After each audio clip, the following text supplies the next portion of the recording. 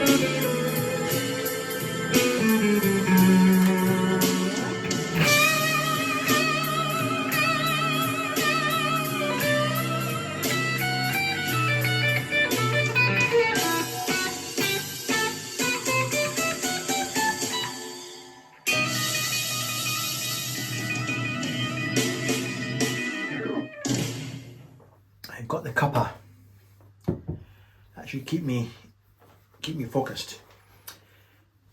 Yes, so this video will also end with one of these little lessons that I like to do, just on a short lesson on some key bits, and maybe I'll put some links in the description to things like the backing track I was using on the Telecaster. The track, of course, is Harlem Nocturne, and the Telecaster version was very heavily stolen and influenced by Danny Gatton's wonderful version. Incredible guitar player he was.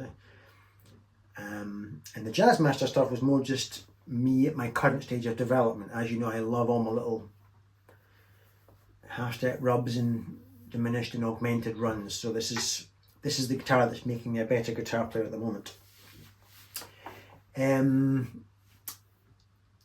Just before we go on to the lesson then, people ask me a lot about pickups and wiring that I've got on the guitars. So since this one is fairly new to the channel, these are Nick Oswald's own pickups. They are, he calls them Oswald Customs, or Custom Oswald Vintage 62s or something. So they're basically based on classic custom Jazzmaster pickups from 1962. So it's his take on that. They're very low output. If I was attached now to my lead and strummed a chord and then I put the Telecaster on, the Telecaster is way more output. Wiring, typical Jazzmaster wiring. So we've got, I can't remember, hold on. Yeah, here we go. Spec sheet says they're Oswald Custom JZ, vintage jazz inspired 62. The wiring is also traditional, which is 1 meg pots, so 1000K on the lead circuit, which is everything down here, nothing to do with that. 1 meg pots on the lead circuit for both the volume and the tone, but on the rhythm circuit, it's a 1 meg volume pot and a 50K tone pot. So this guitar is a mixture of incredibly bright and very, very dark. I do love it. I love the sound of this guitar. As much as I think the Telecaster and the Gibson Les Paul are my desert island guitars, this is where I'm living at the moment. Every day I'm picking this up. I just love that. Can't even describe it when I go prum, and the flat wounds. It's just gorgeous. Anyway, and the Telecaster, we have the bare knuckle Stormy Monday in the neck and the Seymour Duncan quarter pound in the bridge.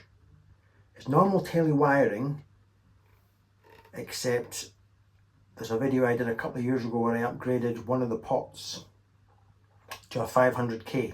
I think it's a 500K tone pot and a 250K volume pot, and the tone pot affects both pickups, and it's just a bog standard custom shop tele. So, everyone else sleeping okay? Yeah, I don't know where it is.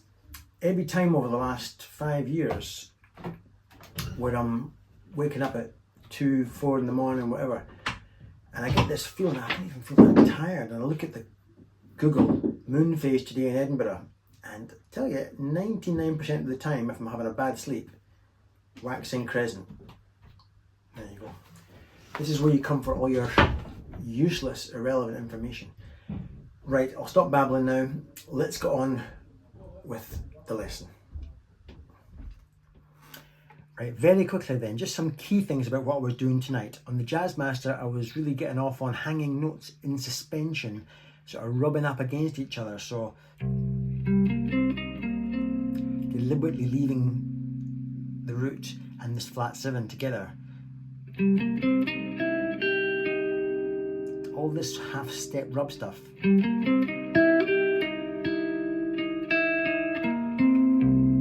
That isn't a half-step rub, but you can see what I'm talking about, that kind of thing. It's just Layla. So that's all that is. And then all that. And I've still got that one on, so that it's not a nice D chord. It sounds like a nice D chord, but there's something hanging in the air right now that's just jarring, and it's that note there. I love all that. It's just the Robin Ford half whole step scale.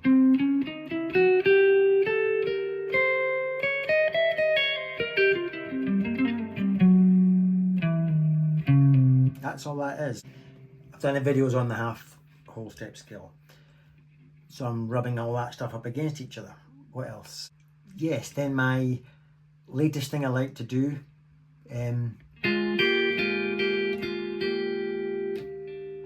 just shaping the accord on the G and E strings, which I guess means I've got the D and B strings left available. So I'm just forming a chord, and I'll move fingers around until they sound nice. In this particular occasion, I'm barring that on the 5th fret and that on the 8th.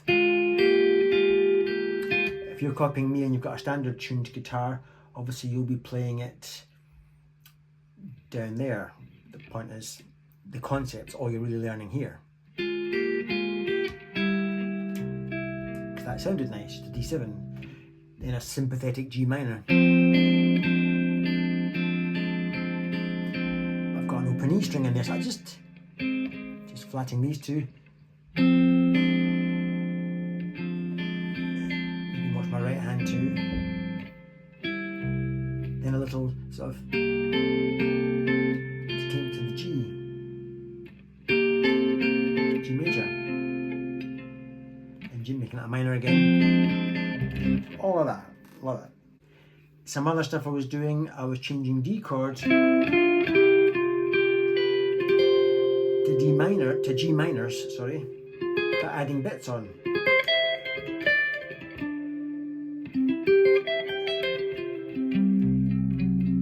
So all I'm doing there is, from my D, or my D suspended fourth, I changed that to a G minor.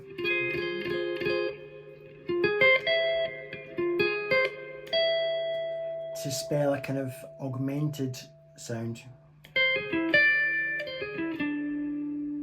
Playing off this. This is an augmented chord. You can see where my fingers are. So I'm playing off it. So against this G minor, the minute I hit that, I'm creating that augmented kind of sound.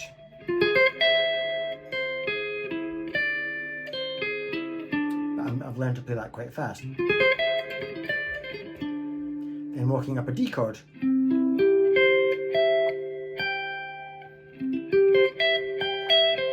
There's one D chord, there's the other D chord, like I do these days.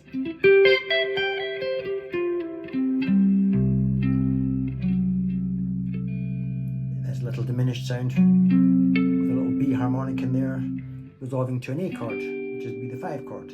Then my little Paul Cook trick that I like to do, D's on different strings. There's the G and E and the D and B, and then playing around with that.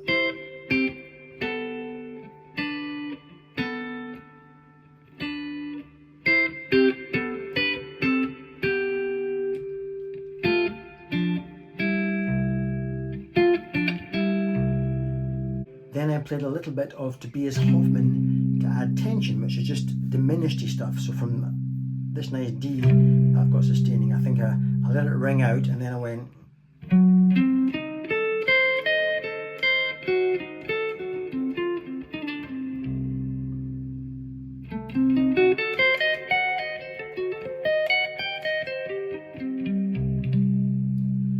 Played slowly.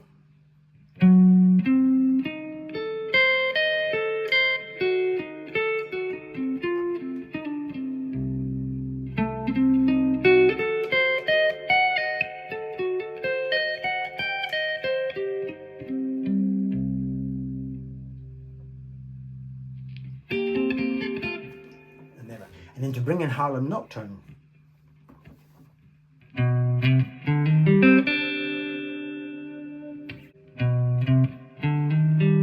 Simple as.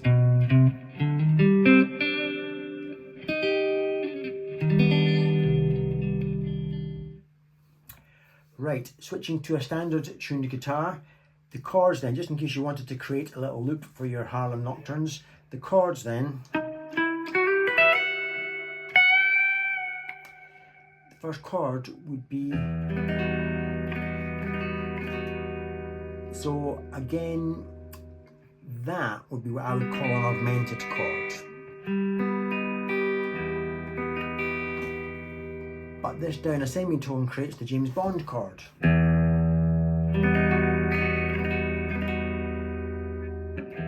sounds better.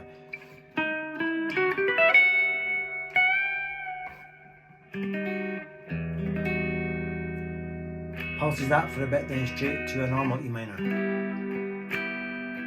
Then to an A minor. Then the most classic rock and roll trick in the book is to take your root note down in semitones,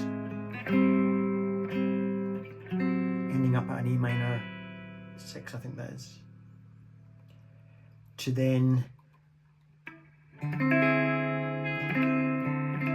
again that would be another augmented chord. You could just play that. But what I'm playing is this. I'm getting that D note in because it sounds nice. I think I stole it off a YouTube video. And then C7 to B7 and resolve. And turn it around. One more time. Actually, no, one more time. I'm completely shattered. Oh, I'm so tired. Anyway, I hope you got something out of that. If you want a breakdown of the electric Telecaster part that I was doing, you can let me know in the comments, and maybe one day I will do a video on that because there's so much in that. Anyway, have a good night, everybody. I need to get to my bed early tonight. I'm shattered. And I'll see you in the next video. Bye for now.